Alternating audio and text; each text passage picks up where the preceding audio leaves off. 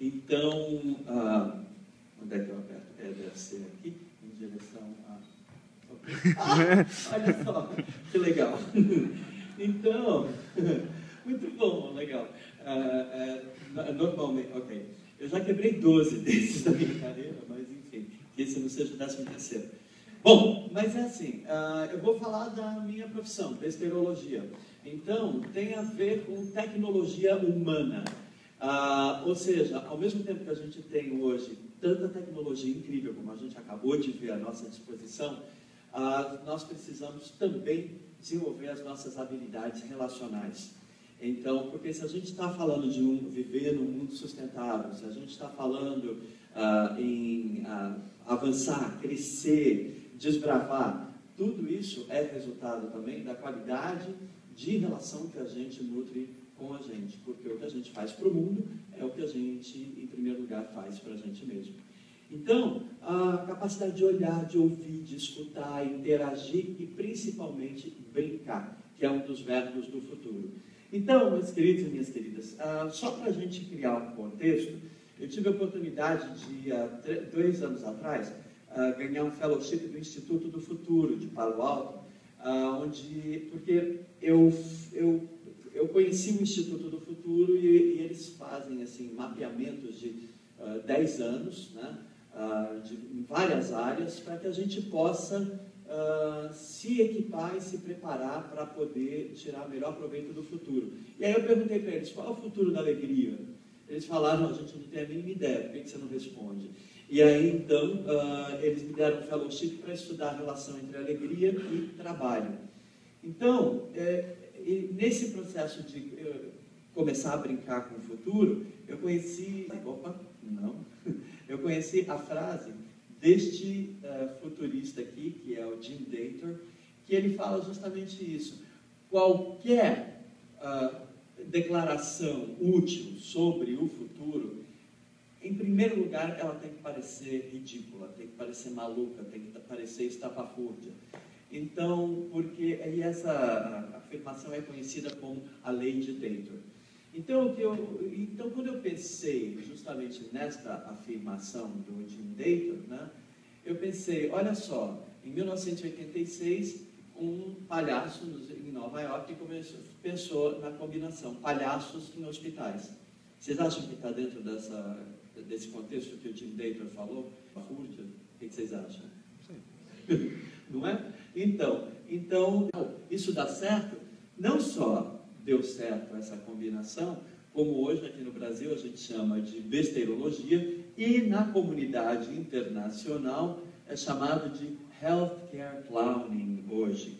E aqui eu trouxe essa imagem para vocês, porque esse ano a gente celebrou 30 anos da profissão e com uma conferência em Portugal. E essa conferência foi muito legal, porque a gente teve 30 países representados por mais de 300 artistas que hoje estão dedicando sua vida para isso, fora o pessoal que não conseguiu vir, mas principalmente o que foi mais fascinante foi ver o que palhaços em hospital começaram a criar de oportunidades para as criações de parcerias entre a área da saúde e a área dos palhaços, então, ou as artes cênicas.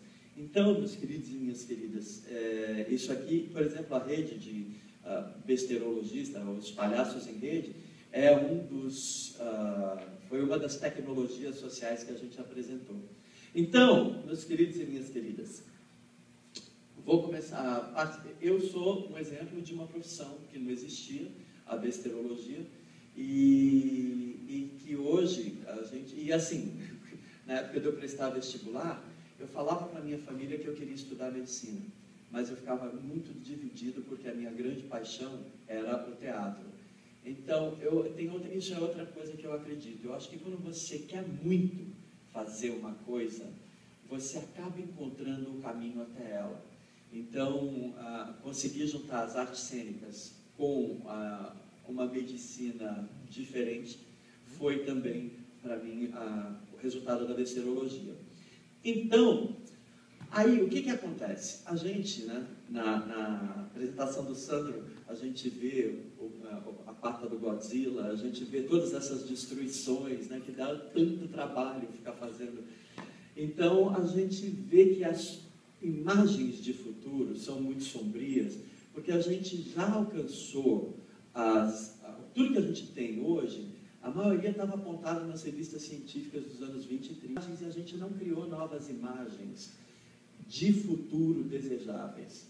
E como a gente não criou, então esse espaço está preenchido por imagens sombrias.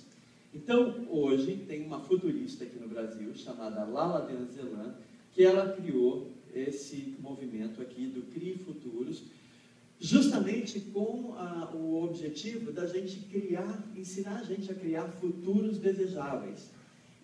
Por quê? Quando a gente começa a visualizar esses futuros, a gente se dirige até eles. Isso a partir de uma ideia estapafúrdia. Então, eu trouxe para vocês aqui alguns exemplos, quando a gente fala de profissões de futuro, né, profissões do amanhã. Então, aqui, essas são algumas das profissões que a gente encontrou no site do CRI Futuros. Medicina do intangível, educador de pais, pais 3.0, que justamente os pais hoje e no futuro vão precisar aprender cada vez mais com os filhos. Mentor do bem viver, destriador de aplicativos, integrador de empresas, conversor de modelos mentais, provocator de inteligência criativa, editor de sintonias cerebrais. Eu adoro esse aqui, sinceridade promoter. Então, exatamente, todas essas profissões estapafúrdias que vocês estão vendo aí, estão vindo de pessoas que estão pensando, ok, o que está faltando? E como é que a gente pode criar essas profissões? E aí, o que a gente viu também? Que como parte de criar um imaginário de futuro e pensar novas profissões, a gente está vendo uma mudança nas relações das pessoas com o trabalho. Eu não sei se vocês sabem, mas a palavra trabalho, ela vem do latim tripalho, que quer dizer torturar com um instrumento. Ou seja, se você não trabalhar direitinho, eles te amarravam assim, num X e pendurado numa estaca, e aí então isso chamava tripalho. Se você não trabalhasse direito, você era torturado. Por isso que veio o verbo tripalhare, tripalhare, e aí a gente vê que cada vez que a gente fala a palavra trabalho, né, a gente evoca exatamente o aspecto da tortura, do sacrifício. E hoje, essa relação trabalho-tripalho está começando a sair de cena, porque novas possibilidades estão chegando com essas novas profissões que a gente vai acontecer todo dia. Então, essas novas profissões, essas novas profissões, a relação da gente com o trabalho hoje está muito mais ligada à cocriação como forma de manifestar e viver propósito de vida. Então, se antigamente a gente trabalhava, o homem foi trabalhar para sobreviver, para ficar vivo, para ter uma chance, hoje a gente evoluiu, graças a Deus, e a gente está num outro espaço, a gente está numa outra esfera, onde mais do que sobreviver, a gente quer transcender. Por isso que a melhor época de estar vivendo é agora, porque a gente está vivendo uma transição muito legal, de um jeito de fazer as coisas de um jeito analógico para um jeito digital e futuramente um jeito mental. Eu não sei se vocês leram recentemente o Mark Zuckerberg, que está estudando telepatia, né? E tem uma série de pesquisas sendo feitas na área de telepatia, porque tudo isso vai se unir com tecnologia e vai criar revoluções que vão acontecer cada vez mais rapidamente. Por isso que essa é uma era incrível, porque tem milhares de imagens de futuro desejáveis para serem criadas, e essas imagens, além de tudo, elas podem ser cocriadas, não é? Ou seja, a gente pode pensar combinações estapafúrdias, mas que são coisas que a gente acredita, que a gente ama, materializar e mudar o mundo. Por quê? A gente está associando o trabalho com o nosso propósito de vida. Ou a gente é para aquilo que nasce. Então, meus queridos e minhas queridas, quando a gente está falando dessa evolução, ela é marcada pelo surgimento. Porque antigamente a gente trabalhava para sobreviver, aí de repente aparece, ao longo da história da humanidade, tem esses caras aí, os empreendedores sociais. Só que nos anos 80, o Bill Drayton, ele criou esse termo empreendedor social através da fundação que ele criou, a Choca, que inspirou a Fundação Schwab, a Fundação Skoll, que é do Jeff Skoll. E aí, então, esses empreendedores sociais foram pessoas que eles começaram a criar profissões a partir das necessidades dos seres humanos. Como é que a gente pode tornar melhor a vida das pessoas? Como é que a gente pode conseguir corrigir erros e injustiças através do nosso trabalho? E assim nasceu a profissão do empreendedor social, que hoje evoluiu para a questão dos negócios sociais, e o maior exemplo disso é o Mohamed Yunus, né, e o Grameen Bank, que foi criado, é o cara que criou o microcrédito na Índia, a partir do quê? Sair da casa dele, sair da universidade e ver como é que era a realidade e procurar entender que as pessoas podiam viver uma vida digna a partir de $26 por mês. E foi daí que ele criou o microcrédito. Então, você vê, esse cara estava indignado com uma situação, ele queria reverter, ele saiu da zona de conforto dele, ele foi lá estudar, foi ver o que precisava fazer, criou uma proposta, estapafúrdia, microcrédito, e a coisa deu certo. Então, essa é uma época de coautoria. Tudo que a gente criar com os outros, tudo que a gente propuser, a gente tem condição de transformar numa profissão.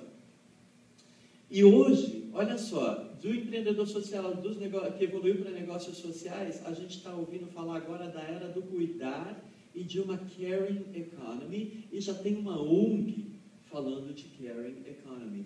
Porque à medida que a gente está evoluindo, se antes era para sobreviver, que é uma coisa muito individual, agora a gente quer transcender, e transcender é algo que a gente faz coletivamente.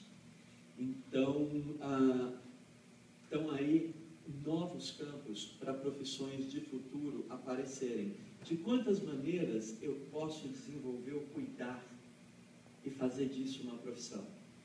Não tenho a mínima ideia, porque a minha função como palhaço não é trazer respostas, mas brincar, exatamente, brincar com as perguntas. O outro aspecto maravilhoso, à medida que muitas vagas de trabalho estão sendo automatizadas e estão sumindo, mas milhares de novas profissões estão aparecendo, surge também para os jovens o conceito da economia, ou seja, personal economist. Personal economist, como é que eu posso monetizar talentos que eu tenho? Né? Então, vocês estão vendo que a gente está numa fase que a gente está ressignificando a nossa relação com o trabalho. E aqui você tem um site que eu trouxe para vocês, que é o Brave Leaders Project. Pensa em propósito de vida. Como é que a gente pode afetar 1 bilhão de pessoas? Como é que a gente pode tornar esse mundo melhor fazendo aquilo que a gente mais ama? O que a gente percebe? Que esse tipo de proposta, ele é baseado em valores pessoais, coragem e idealismo pragmático, que é algo que hoje os jovens estão usando como referência para poder entender qual é seu lugar no mundo. A partir de querer entender qual é o meu lugar e como é que eu posso tornar isso melhor, aí é que isso vai virar uma profissão. Então, eu queria mostrar para vocês, por exemplo, o caso do Frederic Segan. Olha só, ele adora fotografia. E ele pensou, como é que eu posso transformar aquilo que eu amo em algo que vai tornar o mundo melhor? Ele criou esse projeto aqui, ele é uma ING, um indivíduo não governamental. Então, exatamente, ele criou Shoot to Help, né? Se você for traduzir, você pode traduzir como atira para ajudar, mas também shoot é o que quando você tira uma foto, você shoot, né? Então, fotografa para ajudar. Ele é de Montreal, e aí então, o que ele é um International Business Graduate da HSC de Montreal, e aí ele é cofundador da Shoot to Help. Então, o que ele faz? Ele viaja pelo mundo E ele vai vendo as situações de refugiados, de pessoas que estão vivendo transições, desconforto, desespero, injustiça, mas ele vai fotografar as realidades dessas pessoas, e ao fotografar as realidades dessas pessoas e compartilhar isso com o mundo, ele consegue doações que ele envia para essas pessoas, para esses grupos, e ainda por cima consegue trazer atenção em cima disso. O que a gente chamaria um cara como esse? Né? Aparentemente é só um fotógrafo, mas é um fotógrafo com uma visão muito clara de quem que ele quer fotografar, do que ele quer fazer e como ele quer engajar outras pessoas nisso. Então tem aí uma profissão de futuro, que às vezes a gente não sabe nem como definir. Ops. Então, estudando, esse aqui, ó, Paul Vincent Cable, ele é o criador, ele é um músico clássico, cantor lírico, que chegou uma hora e ele falou, como é que o meu trabalho está mudando o mundo? Né? E ele viu que ele achava que não estava mudando tanto. Então, ele foi conversar com um monte de pessoas que ele achava legais, que ele achava inspiradoras, e aí teve um cara que falou para ele, viva uma pergunta. E então a pergunta que ele fez foi essa, com todos os desafios do mundo e as soluções que a gente está buscando, será que existe alguma coisa que a gente não está vendo, que a gente não está fazendo, ou será que a gente está fazendo pouco, e que poderia ter o potencial de ser uma alavanca para mudar a vida de muita gente e impactar todo mundo de maneira positiva, né? De novo, nem o Vincent nem eu não temos a mínima ideia, porque a nossa função não é trazer respostas, mas brincar com as perguntas. Por isso, meus queridos e minhas queridas, quando a gente está falando hoje de profissões de futuro, de ressignificar a relação com o trabalho, a gente tem que voltar a incorporar uma coisa que a gente fazia muito quando era criança: brincar. Brincar de observar. Brincar de ver as coisas por outro ponto de vista. Brincar de ver, peraí um pouquinho, onde é que tem um buraco aqui que eu posso preencher? Porque, será que tem alguém cuidando dessa questão? Então, ser curioso. Tudo isso em nome da gente querer, da gente fazer essa brincadeira toda, para quê?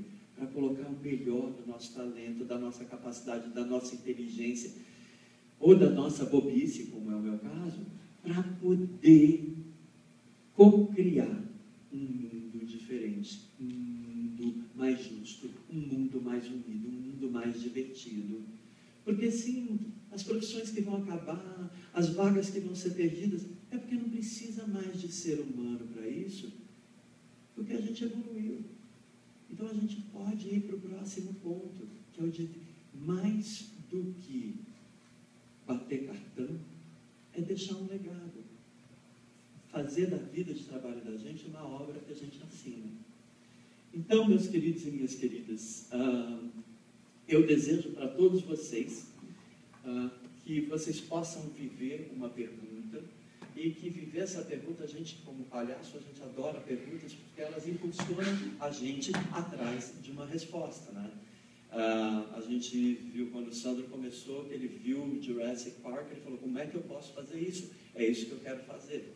E olha só, ao responder essa pergunta, trouxe essa trajetória maravilhosa. Então, quando a gente fala hoje de profissões de futuro, e como representante de uma delas, que é a besterologia, porque nós estamos só no começo.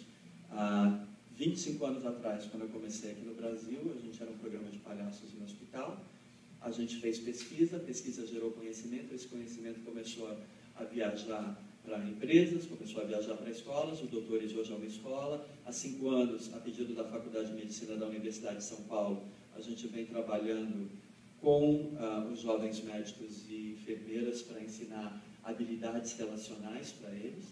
Então, agora, se você tivesse me falado isso há 30 anos atrás, você vai ser palhaço, vai trabalhar em um hospital, vai dar aula para os médicos, eu teria falado, me dá um pouco desse baseado, porque é muito legal. Olha que coisa mais maluca. Então, mas só que o pior é que não precisou do baseado. Está acontecendo, está rolando. Então, em termos de profissões de futuro, e assim, eu diria para vocês, não tenham medo de justamente olhar todo o cardápio de coisas que está sendo oferecido e falar, eu não estou me encontrando aí. Ótimo, está na tua mão, está no teu olhar, está na tua escuta, está nas perguntas que você vai fazer e, consequentemente, a história que você vai criar.